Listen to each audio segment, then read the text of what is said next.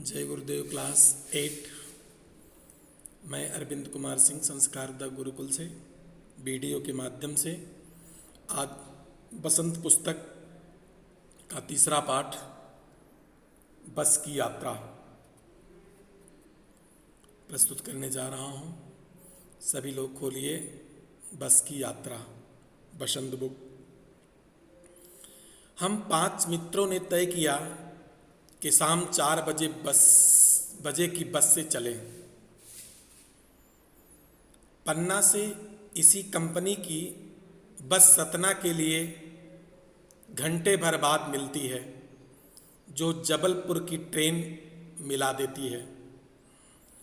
बच्चों, जो यात्रा लिखी गई वो पन्ना डिस्ट्रिक्ट से सतना के लिए और वहाँ से जबलपुर तक बस मिलती, ऐसा उल्लेख किया गया है। ये सभी शहर मध्य प्रदेश में स्थित हैं। लेखक वहीं से यात्रा का अनुभव अपने लिख रहा है। सुबह घर पहुंच जाएंगे। हम में से 2 को सुबह काम पर हाजिर होना था, इसलिए वापसी का यही रास्ता अपनाना जरूरी था। लोगों ने सलाह दी कि समझदार आदमी इस शाम वाली बस से सफ़र नहीं करते। क्या रास्ते में डाकू मिलते हैं? नहीं, बस डाकिन है, अर्थात बस जो है खुद डाकू है। बस को देखा तो श्रद्धा उमड़ पड़ी। श्रद्धा मतलब प्रेम उमड़ पड़ा। खूब वयोवृद्ध थी, सदियों के अनुभव के निशान लिए हुए थी। समझ रहे हो? अर्थात वह एकदम जर्जर थी और उस पर इतनी चोटें लगी थी, भिड़ी थी। वो निशान बता रहे थे कि कब की है बस, अर्थात बहुत पुरानी है। लोग इसलिए इससे सफ़र नहीं करना चाहते कि वृद्धावस्था में इसे कष्ट होगा। देखिए लेखक क्या बोल रहा है कि यह वृद्ध हो गई है। जैसे जीव के ऊपर हमारे बैल बूढ़े हो जाते हैं तो लोग उनसे हल कम चलवाते हैं, वही हाल यहाँ भी हो रही है कि लोहे की बस भी जर्जर हो गई है तो उस पर लोग कम बैठते हैं कि अर्थात इस बस को कष्ट होगा जीव समझ करके ये लेखक कह रहा है। यह बस पूजा के योग्य थी, उस पर सवार कैसे हुआ जा सकता है? अर्थात जब आदमी बैठ जाता है, बुजुर्ग हो जाता है, तो वह काम करने लायक नहीं रहता, बल्कि लोगों से काम करवाता है। अपना पर्सनल काम भी करने के लिए लोगों की हेल्प लेनी पड़ती है उसको। उसी तरह बस की भी वही कंडीशन हो गई थी, दुर्दशा हो गई थी। बस कंपनी के एक हिस्सेदार भी उस बस से जा रहे थे, अर्थात जिन्होंने बस खरीदी तो उसमें 2-4 लोग थे, उसमें एक मेंबर बस मालिक के भी थे। हमने उनसे पूछा, यह बस चलती भी है? वह बोले, चलती क्यों नहीं है जी, अभी चलेगी। हमने कहा, वही तो हम देखना चाहते हैं, अपने आप चलती है यह? हाँ जी, कैसे और चलेगी? गजब हो गया, ऐसी बस अपने आप में चलती है। अब मालिक से पूछ रहा है लेखक कि कैसे चलती है? बोले, अपने आप चलती है। उसको भी ताजुब लगा, ये क्या कह रहा है? हम आगा पीछा करने लगे, अर्थात इस बस से चलें कि न चलें, यही विचार कर रहे थे। डॉक्टर हमारे मित्र थे ने कहा, डरो मत, चलो, बस अनुभवी है। नई नवेली बसों में ज़्यादा से ज़्यादा विश्वसनीय है, हमें बेटों की तरह प्यार से गोद में लेकर चलेगी। देखो मित्र भी कैसे बोल रहे हैं कि जितनी नई बस देखोगे उसमें हो सकता है कुछ खराब हो जाए, लेकिन यह चलने वाली लगातार बस है, या हमको जैसे गोद में बच्चे लेकर के माँ बाप चलते हैं, उसी तरह यह बस भी हमें बैठा करके लेकर प्रेम से चलेगी। हम बैठ गए, जो छोड़ने आए थे वह इस तरह देख रहे थे जैसे अंतिम विदा दे रहे हैं।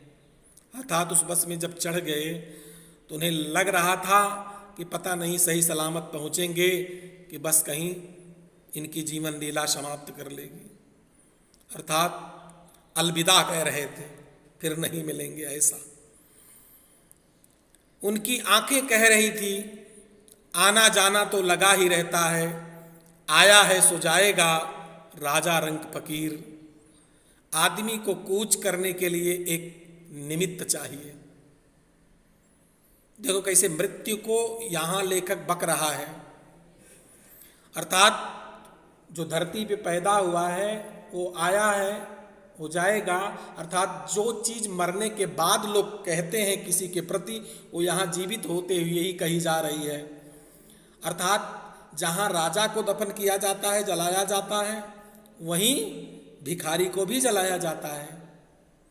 और राजा को हॉस्पिटल में मरना पड़ता है और रंग को घर पर मरना पड़ता है।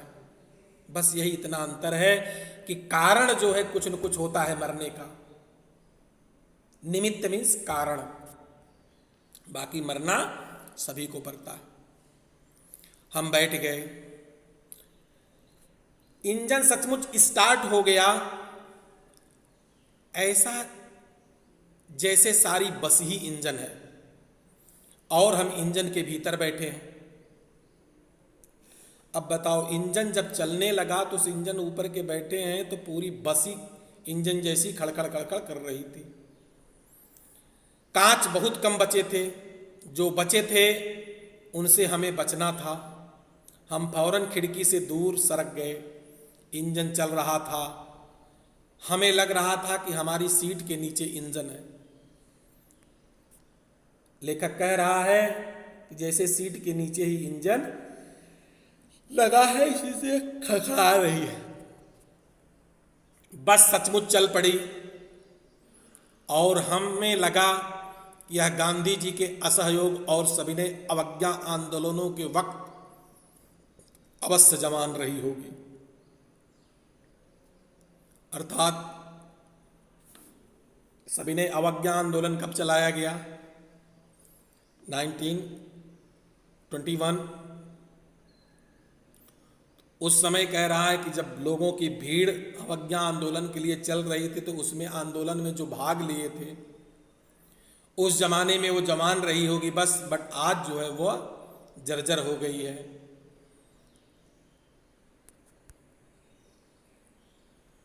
उसे ट्रेनिंग मिल चुकी थी। हर हिस्सा दूसरे से असहयोग कर रहा था। समझ में आ रहा? असहयोग आंदोलन मतलब सहयोग न करना। इसी तरह लेखक कह रहा है कि जहां हम सीट पे बैठे थे उस सीट से और जो पीछे बैठा था सीट से, दोनों कब अलग हो जाएंगी। जो एक में बैठ में बस करके चल रहे थे वो कब सीटों पे बैठे लोग कब अलग हो जाएंगे, इसका कोई भरोसा नहीं था। अर्थात ये भी असहयोग कर रहे थे, ऐसा कह रहा है लेखक। कभी लगता सीट बॉडी को छोड़कर आगे निकल गई है, कभी लगता सीट को छोड़कर बॉडी कभी भागे जा रही है। 8-10 मील चलने पर सारे भेदभाव मिट गए। यह समझ में नहीं आता था कि हम सीट पर बैठे हैं या सीट हम पर बैठी है। अर्थात सीट भी नीचे चली गई, कुछ लोग ऊपर थे तो सीट का आता पता नहीं था, गायब हो गई। एकाएक बस रुकी। मालूम हुआ कि पेट्रोल की टंकी में छेद हो गया है। अब बताओ, बस की पेट्रोल की टंकी में छेद हो गया है, अब बस नहीं चलेगी। ड्राइवर ने बाल्टी में पेट्रोल निकालकर उसे बगल में रखा और नली डालकर इंजन में भेजने लगा। अब मैं उम्मीद कर रहा था कि थोड़ी देर बाद बस कंपनी के हिस्सेदार इंजन को निकालकर गोद में रख लेंगे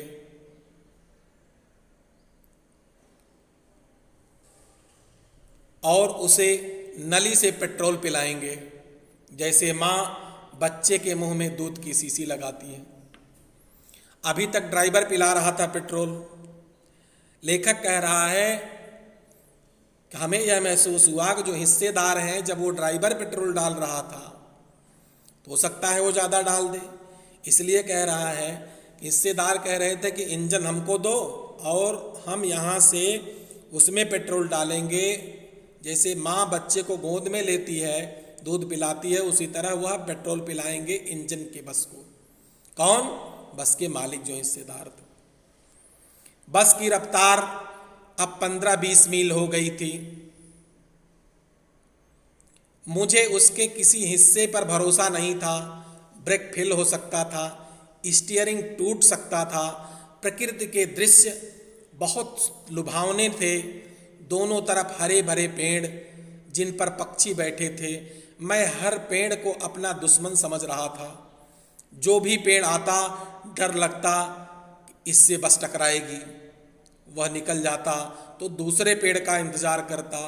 झील दिखती तो सोचता कि इसमें बस गोता लगा आई जाएगी।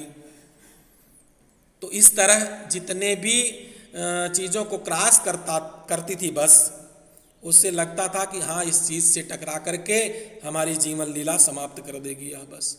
एकाएक फिर रुकी बस। ड्राइवर ने तरह तरह की तरकीबें की पर वह नहीं चली। सविनय अवज्ञा आंदोलन शुरू हो गया।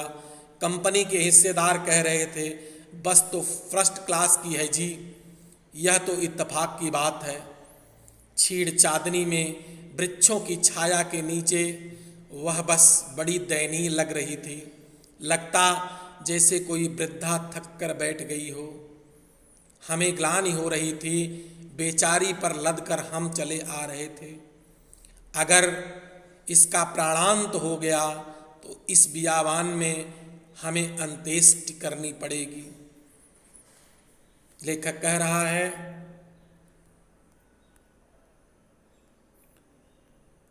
कि बस इतनी जर्जर हो गई थी और आकर के रुक गई। चांदनी रात थी और दोनों तरफ पेड़ थे और खुद पर लेखक कह रहा है कि आत्मग्लानि हो रही है कि इस जर्जर बस पर हम बैठे हुए थे, बेचारी इतनी दूर लाद कर लाई और इसकी अगर मृत्यु हो जाएगी तो इसी जंगल में इसका अंतिम संस्कार करना पड़ेगा। हिस्सेदार साहब ने इंजन खोला और कुछ सुधारा। बस आगे चली। उसकी चाल और भी कम हो गई। धीरे धीरे वृद्धा की आंखों की ज्योति जाने लगी। चांदनी में रास्ता टटोल कर वह रेंग रही थी। आगे या पीछे से कोई गाड़ी आती दिखाती तो एकदम किनारे खड़ी हो जाती और कहती, निकल जाओ बेटी, अपनी तो वह उम्र ही नहीं रही। देखो बस से कैसे आदमी के जैसा व्यवहार करते बता रहा है लेखक कि जब किसी तरह से चली, उधर से अपोजिट साइड से कोई बस आ रही है तो वह किनारे रुक जाती थी, दूसरे को पास दे देती थी, कहती थी अब मैं बुढ़ी हो गई हूँ और तुम निकल जाओ, तब मैं धीरे धीरे चलना प्रारंभ करूँ। एक पुलिया के ऊपर पहुँचे ही थे, एक टायर फिस करके बैठ गया। वह बहुत जोर से हिलकर थम गई। अगर स्पीड में होती तो उछलकर नाले में गिर जाती। मैंने उस कंपनी के हिस्सेदार की तरफ पहली बार श्रद्धा भाव से देखा। वह टायरों की हालत जानते हैं, फिर भी जान हथेली पर लेकर इसी बस से सफर कर रहे हैं। उत्सर्ग की ऐसी भावना दुर्लभ है, अर्थात ऊंचे बने रहने की और मृत्यु को प्राप्त हो जाए, इस तरह की विचार बहुत कम मिलते हैं लोगों को। सोचा इस आदमी के साहस और बलिदान भावना का सही उपयोग नहीं हो रहा है। इसे तो किसी क्रांतिकारी आंदोलन का नेता होना चाहिए था। अगर बस नाले में गिर पड़ती तो हम सब मर जाते, तो देवता बाहें पसारे उसका इंतजार करते, कहते वह आदमी आ रहा है जिसने एक टायर के लिए प्राण दे दिए, मर गया पर टायर नहीं बदला। इस तरह देखो कैसे बस के माध्यम से मालिक को कह रहा है लेखक, वह बस नाले में गिर पड़ती मर जाता तो उसके बाद भगवान को भी उससे कहते देखो यह एक टायर के लिए जो है अपनी जान दे करके आ रहा है। दूसरा घिसा टायर लगाकर बस फिर चली। अब हमने वक्त पर पन्ना पहुंचने की उम्मीद छोड़ दी। पन्ना कभी भी पहुंचने की उम्मीद छोड़ दी थी। पन्ना क्या कहीं भी पहुंचने की उम्मीद छोड़ दी थी। लगता था जिंदगी इसी बस में गुजारनी है और इससे सीधे उस लोक को प्रयाण कर जाना है। इस धरती पर या पृथ्वी पर उसकी कोई मंजिल नहीं है। हमारी बेताबी तनाव खत्म हो गए। हम बड़े इत्मीनान से घर की तरफ बैठ गए। चिंता जाती रही, हंसी मजाक चालू हो गया। अर्थात जो हम उतावले इतने थे कि हम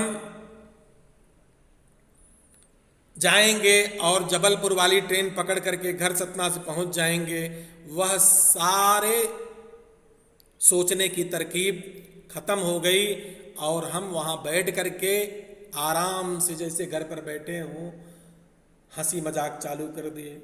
इस तरह हरिशंकर परसाई द्वारा लिखा गया यह हास्य निबंध समाप्त हुआ। धन्यवाद। सारांश गृह कार्य प्रश्नोत्तर।